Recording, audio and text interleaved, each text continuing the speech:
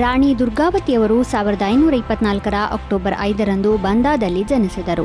ಅವರು ಗೊಂಡ್ವಾನ ರಾಜ್ಯವನ್ನು ಆಳಿದ ಭಾರತದ ಪ್ರಮುಖ ಮಹಿಳಾ ಆಡಳಿತಗಾರರಾಗಿದ್ದರು. ರಾಣಿ ದುರ್ಗಾವತಿಯನ್ನು ಗೊಂಡ್ವಾನದ ರಾಜ ದಳಪತ್ ಶಾ ಅವರು ವಿವಾಹವಾದರು. 1550ರಲ್ಲಿ ತನ್ನ ಗಂಡನ ಮರಣದ ನಂತರ ರಾಣಿ ದುರ್ಗಾವತಿ ಗೊಂಡ್ವಾನ ಸಾಮ್ರಾಜ್ಯದ ಉಸ್ತುವಾರಿ ವಹಿಸಿಕೊಂಡರು. ಅವರ ಆಳ್ವಿಕೆಯಲ್ಲಿ ರಾಜ್ಯವು ಸಾಮಾಜಿಕ ಮತ್ತು ಆರ್ಥಿಕ ಪ್ರಗತಿಗೆ ಪ್ರಮುಖ ಕ್ರಮಗಳನ್ನು ತೆಗೆದುಕೊಂಡಿತು. ರಾಣಿ ದುರ್ಗಾವತಿ ಅವರು ರೈತರ ಶ್ರೇಯೋಭಿವೃದ್ಧಿಗೆ ಹಲವಾರು ಕ್ರಮಗಳನ್ನು ಕೈಗೊಂಡರು. ನೀರಿನ ನಿರ್ವಹಣೆ ಮತ್ತು ಕಾಲುವೆಗಳ ನಿರ್ಮಾಣಕ್ಕೆ ಕೊಡುಗೆ ನೀಡಿದರು ಮತ್ತು ವ್ಯಾಪಾರವನ್ನು ಪ್ರೋತ್ಸಾಹಿಸಿದರು. ಅವರ ಆಳ್ವಿಕೆಯಲ್ಲಿ ಗೊಂಡ್ವಾನ ರಾಜ್ಯವು ಸಮೃದ್ಧವಾಗಿ ಮತ್ತು ಸುಸಂಘಟಿತವಾಗಿ ಉಳಿಯಿತು. 1564 ಜೂನ್ 24ರಂದು ಮೊಘಲರ ವಿರುದ್ಧ ಹೋರಾಡುವಾಗ ರಾಣಿ ದುರ್ಗಾವತಿ ಬಲಿದಾನಿಯಾದರು. 1562ರಲ್ಲಿ ಮೊಘಲ್ ದೊರೆ ಅಸಫ್ ಖಾನ್ ಗೊಂಡ್ವಾನದ ಮೇಲೆ ದಾಳಿ ಮಾಡಿದನೆಂದು ಹೇಳಲಾಗುತ್ತದೆ. ಈ ಯುದ್ಧದಲ್ಲಿ ರಾಣಿ ದುರ್ಗಾವತಿ ವಿಜಯಿಯಾಗಿದ್ದರು. ಆದರೆ 2 ವರ್ಷಗಳ ನಂತರ 1564ರಲ್ಲಿ ಅಸಫ್ ಖಾನ್ ಮತ್ತೆ ದಾಳಿ ಮಾಡಿದ. ಈ ಕಾದಾಟದಲ್ಲಿ ರಾಣಿಯ ದೇಹಕ್ಕೆ ಹಲವಾರು ಬಾಣಗಳು ತಗುಲಿ ಗಂಭೀರವಾಗಿ ಗಾಯಗೊಂಡಿದ್ದರು. ರಾಣಿಯು ತಾನು ಇನ್ನು ಬದುಕಲು ಸಾಧ್ಯವಿಲ್ಲ ಎಂದು ಭಾವಿಸಿದಾಗ ಅವರು ಸ್ವತಃ ತನ್ನ ಎದೆಗೆ ಕತ್ತಿಯಿಂದ ಇರಿದು ಆತ್ಮಾಹುತಿ ಮಾಡಿಕೊಂಡರು. ಈ ಯುದ್ಧದಲ್ಲಿ ರಾಣಿ ದುರ್ಗಾವತಿಯು ಕೆಚ್ಚೆದೆಯಿಂದ ಹೋರಾಡುವಾಗ ತನ್ನ ಪ್ರಾಣವನ್ನು ಕಳೆದುಕೊಂಡರು. ಆದರೆ ಅವರ ಶೌರ್ಯವು ಅವರನ್ನು ಅಮರರನ್ನಾಗಿ ಮಾಡಿತು. ರಾಮನಾಥ ಗೋಯಂಕಾ ಅವರು 1991 ಅಕ್ಟೋಬರ್ 5ರಂದು ಮುಂಬೈಯಲ್ಲಿ ಕೊನೆಯುಸಿರೆಳೆದರು. ಅವರು ಪ್ರಸಿದ್ಧ ಭಾರತೀಯ ಪತ್ರಕರ್ತ, ಸಂಪಾದಕ ಮತ್ತು ಮಾಧ್ಯಮ ಸಂಸ್ಥಾಪಕರಾಗಿದ್ದರು. ರಾಮನಾಥ ಗೋಯಂಕಾ ಅವರು 1904 ಏಪ್ರಿಲ್ 22ರಂದು ದರ್ಭಾಂಗದಲ್ಲಿ ಜನಿಸಿದರು. ಅವರು ಸಣ್ಣ ಪತ್ರಕರ್ತರಾಗಿ ತಮ್ಮ ವೃತ್ತಿ ಜೀವನವನ್ನು ಪ್ರಾರಂಭಿಸಿದರು. ಅದರ ನಂತರ ಅವರು ತಮ್ಮ ಪಾಲುದಾರ ರಾಜಾ ಮೋಹನ್ ಪ್ರಸಾದ್ ಅವರೊಂದಿಗೆ 1932ರಲ್ಲಿ ದಿ ಇಂಡಿಯನ್ ಎಕ್ಸ್‌ಪ್ರೆಸ್ ಅನ್ನು ಪ್ರಾರಂಭಿಸಿದರು. 2000ನೇ ಇಸವಿಯಲ್ಲಿ ಇಂಡಿಯಾ ಟುಡೇ ನಿಯತಕಾಲಿಕವು ಪ್ರಕಟಿಸಿದ ಭಾರತವನ್ನು ರೂಪಿಸಿದ 100 ಜನರು ಎಂಬ ಪಟ್ಟಿಯಲ್ಲಿ ಅವರ ಹೆಸರನ್ನು ಸೇರಿಸಲಾಗಿತ್ತು. ಪತ್ರಿಕೋದ್ಯಮದಲ್ಲಿನ ಶ್ರೇಷ್ಠತೆಗಾಗಿ ನೀಡುವ ಪ್ರಶಸ್ತಿಗೆ ರಾಮನಾಥ ಗೋಯಂಕಾ ಅವರ ಹೆಸರಿಡಲಾಗಿದೆ. ಈ ಪ್ರಶಸ್ತಿಯು ಭಾರತದಲ್ಲಿ ನೀಡಲಾಗುವ ಪತ್ರಿಕೋದ್ಯಮ ಕ್ಷೇತ್ರದ ಅತ್ಯುತ್ತಮ ಪ್ರಶಸ್ತಿಗಳಲ್ಲಿ ಒಂದಾಗಿದೆ. ತುರ್ತು ಪರಿಸ್ಥಿತಿಯ ಸಮಯದಲ್ಲಿ ಇಂದಿರಾ ಗಾಂಧಿ ಸರ್ಕಾರವನ್ನು ಬಲವಾಗಿ ವಿರೋಧಿಸಿದ ಕೆಲವು ಉದ್ಯಮಿಗಳು ಮತ್ತು ಪತ್ರಕರ್ತರಲ್ಲಿ ರಾಮನಾಥ ಗೋಯಂಕಾ ಕೂಡ ಒಬ್ಬರು. ರಾಮನಾಥ ಗೋಯಂಕಾ ಅವರು 1971ರ ಸಾರ್ವತ್ರಿಕ ಚುನಾವಣೆಯಲ್ಲಿ ಭಾರತೀಯ ಜನಸಂಘದ ಅಭ್ಯರ್ಥಿಯಾಗಿ ವಿದಿಶಾ ಲೋಕಸಭಾ ಕ್ಷೇತ್ರದಿಂದ ಸ್ಪರ್ಧಿಸಿ ಸಂಸದರಾಗಿ ಆಯ್ಕೆಯಾದರು. 1864 ಅಕ್ಟೋಬರ್ 5ರಂದು ವಿನಾಶಕಾರಿ ಚಂಡಮಾರುತವು ಕೋಲ್ಕತ್ತಾವನ್ನು ಅಪ್ಪಳಿಸಿತು.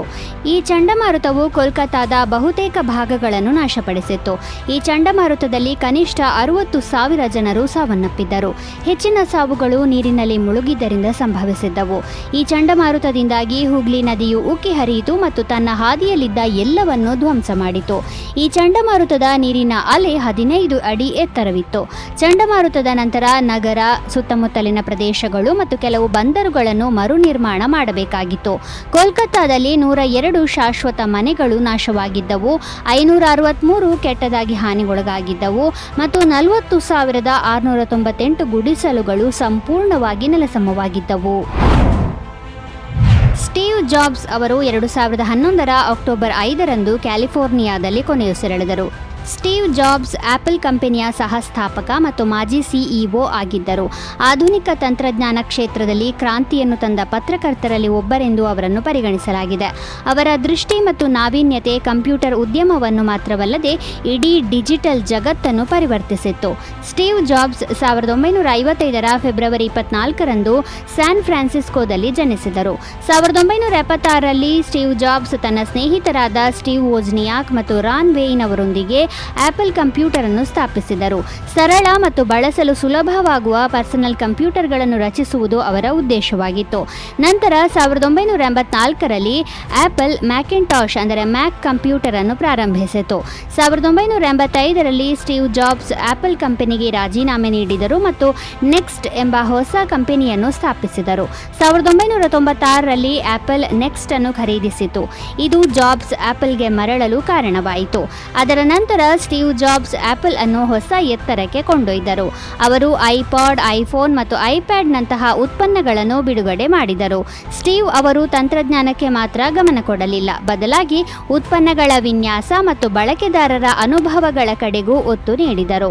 ಆಪಲ್ ಹೊರತಾಗಿ ಸ್ಟೀವ್ ಜಾಬ್ಸ್ ಪಿಕ್ಸರ್ ಅನಿಮೇಷನ್ ಸ್ಟುಡಿಯೋದಲ್ಲಿ ಪ್ರಮುಖ ಪಾತ್ರವನ್ನು ನಿರ್ವಹಿಸಿದರು. ಅಲ್ಲಿ ಅವರು ಟಾಯ್ ಸ್ಟೋರಿಯಂತಹ ಚಲನಚಿತ್ರಗಳ ನಿರ್ಮಾಣದಲ್ಲಿ ಸಹಾಯ ಮಾಡಿದರು.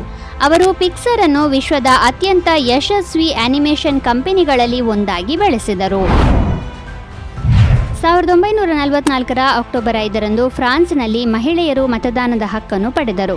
ಎರಡನೆಯ ಮಹಾಯುದ್ಧದ ನಂತರ ಯುರೋಪಿಯನ್ ದೇಶಗಳಲ್ಲಿ ಸಾಮಾಜಿಕ ಮತ್ತು ರಾಜಕೀಯ ಪುನರ್ನಿರ್ಮಾಣದ ಪ್ರಕ್ರಿಯೆಯು ಪ್ರಾರಂಭವಾಯಿತು.